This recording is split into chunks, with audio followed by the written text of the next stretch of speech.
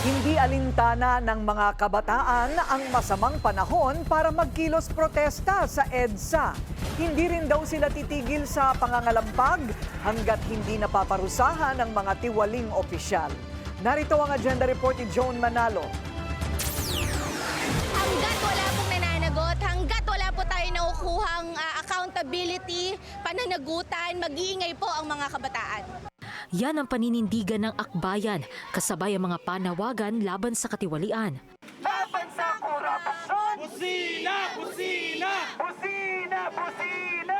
Laban sa korupsyon! Nagsagawa ng White Friday Noise Barrage ang Akbayan Party List at Akbayan Youth sa makasaysayang People Power Monument sa EDSA. Dahil hindi lang daw iisang araw na protesta ang kinakailangang gawin ng taong bayan, lalo pat parami ng parami ang nauungkat tungkol sa malawakang flood control scandal.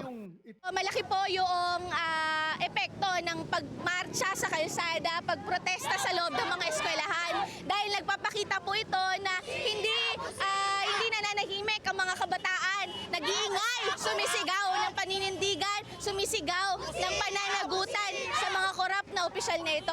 Ipinagpapatuloy rin daw nito ang naging momentum mula sa trillion peso march noong September 21. Kasama ng akbayan ang iba pang mga grupo tulad ng Youth Against Kurakot, Student Council Alliance of the Philippines at Tindig Pilipinas.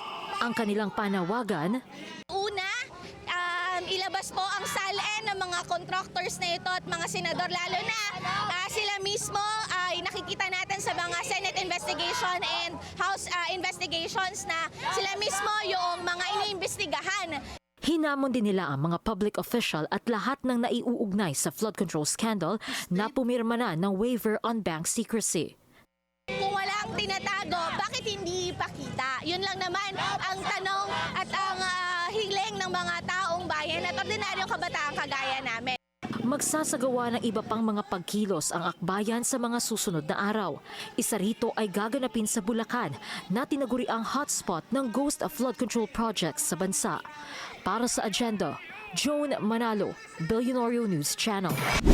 Manatiling nakatutok sa Billionario News Channel. Sumubaybay sa aming social media accounts at mag-subscribe sa aming YouTube channel para sa mga bago at eksklusibong balita.